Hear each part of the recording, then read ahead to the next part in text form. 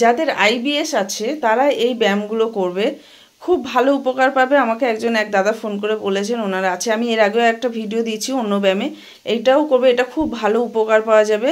পাটা মানে যদি ডান পা করি, ডান পাটা বা পায়ের অপোজিটে নিয়ে বা হাত দিয়ে ঘুরিয়ে সামনে নিচের বা পাটাকে ধরতে হবে। একটু ভালো করে দেখবেন, এটা একটু করতে কঠিন, মানে কষ্ট হবে।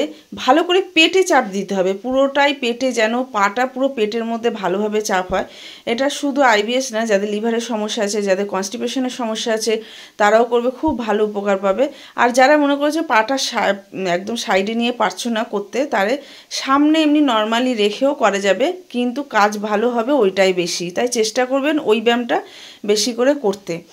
আর হচ্ছে যেটা একটা একটা করে এরপরের মানে যে ব্যায়ামটা হবে, একটা একটা করে হাঁটু টানবে, টেনে বুকে নেবে, তারপর দুটো হাঁটু টেনে ভালো করে একদম দেবে, এক হাতের মানে এক হাত দিয়ে আর এক হাতের কুনুইটাকে ভালো করে ধরে যত চাপ দেবে পেটে, কিন্তু তত হাঁটুটা চাপ হবে। আর যারা এই সমস্যায় ভুগছে তারা একটু শাকটা কম খাওয়ার চেষ্টা করবে। সবজিটা বেশি করে খাওয়া যাবে, কিন্তু শাক পাতা বেশি খাওয়া যাবে না। দুধ খাওয়া যাবে না। রেড মিট মানে মাংস, চর্বি জাতীয় মাছ, মানে যেটা সামুদ্রিক মাছ, যেটা চর্বি জাতীয় মাছ, ওগুলো খাওয়া যাবে না। এটা সবথেকে ভালো হয় একটু ডাক্তারের পরামর্শ নেওয়া, কারণ সবার কিন্তু শারীরিক ক্ষমতা এক না, এবং সবার যে সব কিছু খাওয়া বারণ একই, মানে সবাই যে মানবে সেটাও না। এটা এক একজনের এক এক রকমের থাকে, একটু ডাক্তার দেখিয়ে নেওয়া খুব ভালো। কিন্তু ব্যায়াম এইগুলোই করতে হবে, এইগুলো করলেই কিন্তু মানে ভালো উপকার পাওয়া যাবে। আর সাথে তো অবশ্যই খাওয়া দাওয়া মেনটেন করতেই হবে।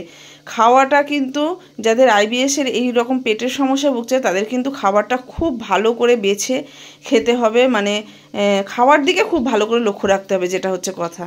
আর জলটা খেতে হবে ফুটিয়ে, মানে আমরা এমনি নর্মালি হচ্ছে ফিল্টারে যতই জল খাই না কেন, কিন্তু যারা এই সমস্যা ভুগছে তারা জলটা ফুটিয়ে ছেঁকে নিয়ে খেলে আরও বেশি ভালো থাকবে, মানে ভালো পেটের সমস্যা থেকে ভালো মুক্তি পাবে।